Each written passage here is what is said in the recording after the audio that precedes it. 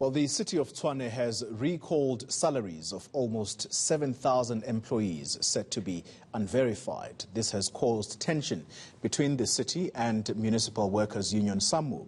Samwu says the city is out of touch with reality and has chosen to be an enemy of the workers. Mpho Nawa is the Tshwane Head Administrator, and he joins us now to respond to the claims by Samwu. Mr. Nawa, thank you very much for your time. Out of a population of about 25,000 workers, we are told, how many have been found to be ghost workers? Thank you very much, Wally. No, we have started the process of verification. We have put it up with the unions as we're doing negotiations on benchmarking. And part of it is just to clarify who is the employee of the city. So that process, it has nothing to do with anti-workers. It's all to do with establishing whether all people that work for the city are the same people. So far we've verified 17,000. We are yet to get. Yesterday we completed the process of 300 people came in. Today we're opening again. And the request is that people must come and verify themselves. So how many have had their salaries withdrawn or recalled, as we are reporting this morning, as a result of them being found to be ghost workers? We have a population of 24,000 as registered so far. I suppose now 7,000, as they said, is still yet to be verified. And I think we have actually approaching 18,000 today. So we're saying we've opened verification. You come in, we can run a daily payment if people can verify themselves. So at the core is to clarify who's the worker of the city. So this issue of ghost workers, how long has it been going on for, and your estimates of how much the city has actually lost as a result of this? We think that we run around 200 million that we could be paying for people who are not there. And that's why, and that's an estimation. So that's 200 million a month? No, annually. 200 million annually of monies that have gone to waste as a result of people drawing salaries illegally, yes? Yeah, so until such time we could come back and say maybe we're wrong after we've verified. And how long has this process been going on for, this suspicion that there are ghost workers? Well, you remember we have come in the last 3 months, and part of our brief is that let's verify who works for the city. So it could have been beyond our arrival. But in the terms of reference we have is that clarify who's the employee of the city and ensure that we run a better organization that is effective.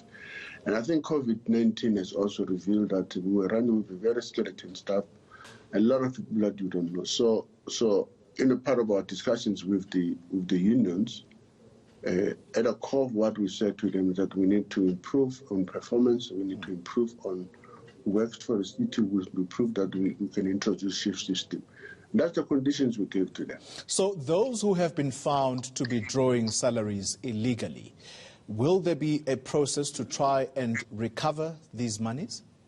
It should be obvious, my brother, that if you have been paid illegally, actually we'll have to even to check with the police how far can we go into getting the money back. And you'll be arrested because it's in our view that will be an alleged criminal activity. So how much time, what's the timeline for the city to wrap this up and make sure that those who are indeed ghost workers are checked out? But are you promising also right here, right now, that they are going to be reported to the police and charged? That's certain. If you have been paid and you have not been at the city role, even including the senior managers, in a case where senior managers are part of this process, we are left with no option but to open the case. Mr. Nawa, as we wrap this up, does this whole process or the discovery of ghost workers in the city of Tshwane, does it lend credibility to accusations that that city, the capital city of this country, has indeed been run to ground? Well, I should say so. I mean, you would know that we have been referring to different cases. Today we are talking about verification. Last week we talked about litigations of the city. The other day we talked about tenders that are going. The other day we talked about service delivery, Hammersbach water pump. So there are a lot of things that were meant to be resolved by administrators and the team of senior managers. So you agree that the City of Tshwane has indeed been run to ground. Service delivery is severely compromised as we speak. Indeed, I think service delivery is compromised. We have done our bit to get things done back to the system. We are doing everything humanly possible to get the city where it would run as a better system. And who's to blame, Mr. Nawa, in your view, for this city being in a state that it is? Well, I must indicate that it has always been a leadership challenge, and I can't pitch it to a particular period. It is an accumulation of a lot of other problems that happened before, that happened in the this term. And this time, I think it was worse because of me and you spoke about no one party having the majority could have also been a contribution to some of these problems. So, in a sense, it's a historic problem. Yeah. Mr. Nawa, I'm wrapping this up with you. In fact, I have to wrap with you because we're out of time, but it is absolutely astounding what you are admitting to here today, because just the other day you were defending the position in Tshwane that city is not run to ground, or if it is indeed run to ground, it is the fault of the DA. Today, you're saying no one party can take responsibility for this mess. But the truth is, it's the ANC government that's been in power in that city for the longest time, and it's a party which you belong to. I know you don't want to talk politics, but it is a party that you belong to.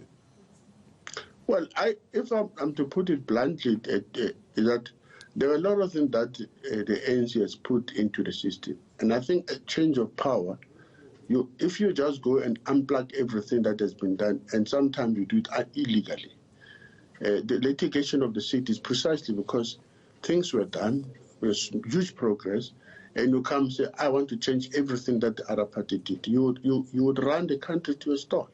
All right. You perhaps need to look at what it can be done better and continue. And at no stage you say you should not investigate where you think there's allegations of corruption. But if you just come here and say, let me remove everything that I think it is a suspicion, you are going to run that city into a stall. And that's why we are today.